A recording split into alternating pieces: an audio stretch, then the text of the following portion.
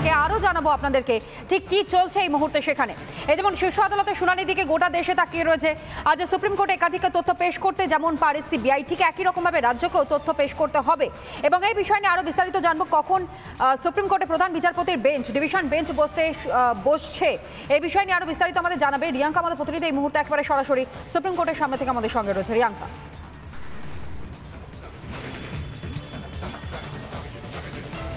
দেখো, প্রায় 10:30টার পর সিজিআই বেঞ্চ, 3টে জাজের বেঞ্চ, ওরা আবার এই কেসে শুনানি শুরু করবে। শুনানির পর্ব 10:30টা থেকে শুরু এই কেসে, এবং নজর থাকবে দুটো জিনিসে। এক তো সিবিআই এর স্ট্যাটাস রিপোর্ট এবং রাজ্য সরকারের স্ট্যাটাস রিপোর্ট। সিবিআই স্ট্যাটাস রিপোর্টে এই মুহূর্তে যেটা ক্রুশাল দেখা যাচ্ছে সেটা হচ্ছে সন্দীপ ঘোষ, ডক্টর সন্দীপ ঘোষের অ্যারেস্ট রেপ কেসে এবং অভিজিৎ মণ্ডলের অ্যারেস্ট। এই ইনভেস্টিগেশন, এই তদন্ত যেটা চলছে সিবিআইয়ের দিক থেকে, সেই নিয়ে নানান অবজারভেশন করা হবে সুপ্রিম কোর্টে। এবং যদি রাজ্য সরকারের কথা বলি, রাজ্য সরকারকে চালান যেটা মিসিং ছিল, যে মিসিং চালানটা রাজ্য সরকার আগের হিয়ারিংয়ে দিতে পারেনি সুপ্রিম কোর্টকে, সেই নিয়ে নানান ক্ল্যারিফিকেশন করা হবে। এবং সিআইএসএফ পার্সোনালদের যারা আরজি করকে গার্ড করে আছে তাদেরকে যেটা লজিস্টিক্যাল সাপোর্ট দেওয়ার কথা হয়েছিল সেই নিয়েও নানান ক্ল্যারিফিকেশন চাওয়া হয়েছিল সুপ্রিম কোর্ট থেকে আগের হিয়ারিংয়ে, সেই নিয়েও অবজারভেশন করা হবে। তো এই দুটো স্টেটাস রিপোর্ট যেগুলো ফাইল করবে সিবিআই এবং রাজ্য সরকার, সেই নিয়ে আজ অবজারভেশন হবে। আর আমাদের নজর থাকবে 10:30টার পর কোর্টের বেঞ্চ বসবে, আর তখন কথা আর আর্গুমেন্ট শুরু হবে। রিয়াঙ্কা, এখনো পর্যন্ত কোনো মুভমেন্ট নজরে পড়ছে? আসতে শুরু করে দিয়েছেন যারা উপস্থিত থাকবেন তারা প্রত্যেকে?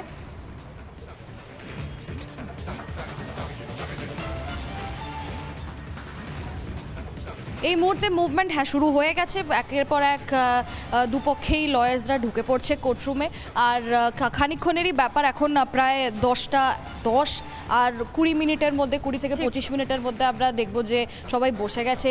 একদিক দিয়ে কপিল সিব্বল, আরেক দিক দিয়ে সলিসিটর জেনারেল, এবং তারা এই মুহূর্তে এসে গেছে। আর অল্প কিছুক্ষণ সময়ের অপেক্ষা আমাদের প্রত্যেকেরই, এবং তারপরে এই শুনানি পর্ব চলবে এবং এই শুনানি পর্বে কি আসে সামনে সেদিকেও আমাদের নজর অবশ্যই থাকবে। ধন্যবাদ জানাবো রিয়াঙ্কা তোমায়।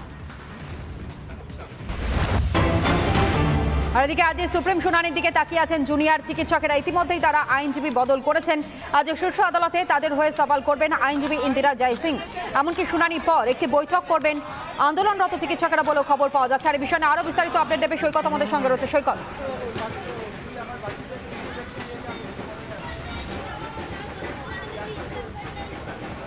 একদমই, আজকের সুপ্রিম কোর্টে হিয়ারিং আর কিছুক্ষণের মধ্যেই শুরু হবে।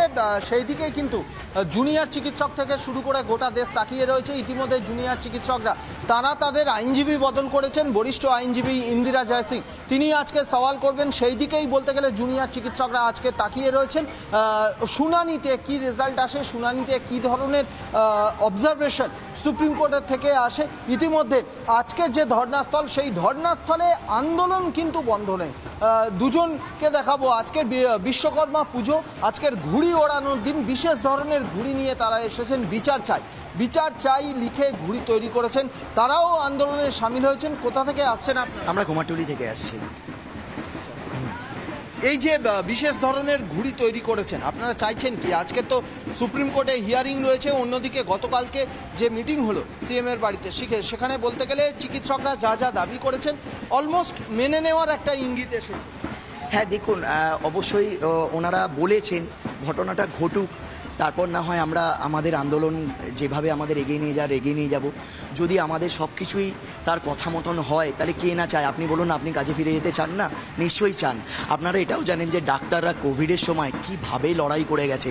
তাদের লড়াইতে যদি সাধারণ মানুষ সামিল না হয় তাহলে ডাক্তাররা কি করে বিচার পাবে? সাধারণ মানুষ কি করে বিচার পাবে?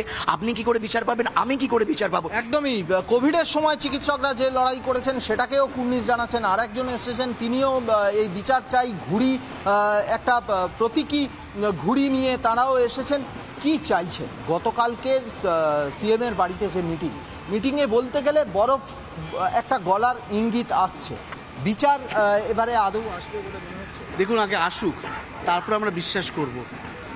কারণ আমরা আমাদের পূর্ববর্তী যে অভিজ্ঞতা তা কিন্তু থেকেই আমরা কথাটা বলছি, আগে আসুক তারপর আমরা বিশ্বাস করব, না হলে আমরা বিশ্বাসের জায়গাটা আমাদের স্ট্রং হচ্ছে না। সৈকত, তারা এখনো পর্যন্ত সময় নিতে চাইছেন এবং আজকের এই শুনানি পর্ব শেষ হওয়ার পর পরবর্তী সময় তারা কি সিদ্ধান্ত নেয় সেদিকে আমাদের নজর থাকবে। আপাতত ধন্যবাদ জানাবো সৈকত।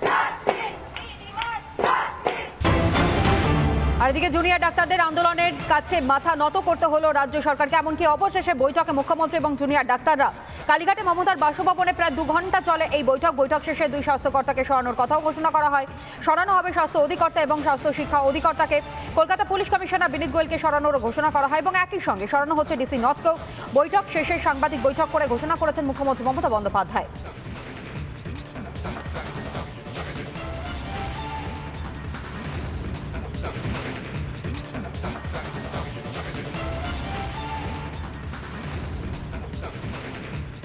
বিনীত গোয়েল ওদের কাছে নাকি আগেই স্বীকার করেছিল, যেটা ওরা মিটিংয়ে বললেন, যে আমি পদত্যাগ করতে চাই, কারণ আমার মনে হচ্ছে তোমরা যখন আমার প্রতি আস্থা রাখতে পারছো না, তোমাদেরও যেমন পরিবার পরিজন আছে আমারও আছে, এটা ওরা আমাকে মিটিংয়ে বলল। এবং বলার পরে আমরা কথা বলি নিজেদের মধ্যে, সিদ্ধান্ত নিয়েছি আগামীকাল 4টের পর আমরা কলকাতা পুলিশ বদল আনবো এবং নতুন সিপিকে দায়িত্বভার বিনীত দেবেন।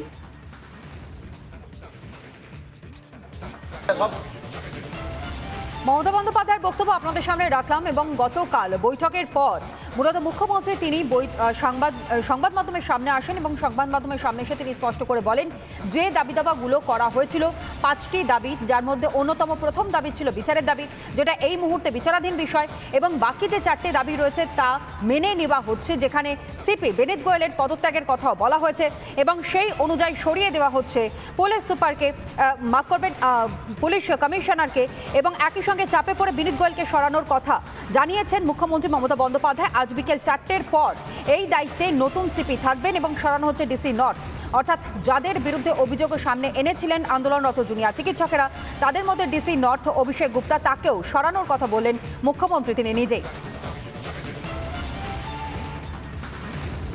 কোর্টে দেহ হস্তান্তরের চালান দেখাতে পারেনি রাজ্য, আপনাদেরকে বলছিলাম কিভাবে হাতরাতে পর্যন্ত দেখা গিয়েছে, কিন্তু তারপরও চালান দেখানো সম্ভব হয়নি এবং আজকের এই দিনে সেই চালান জমা দেওয়ার নির্দেশও কিন্তু আদালতের তরফ থেকে দেওয়া হয়েছে।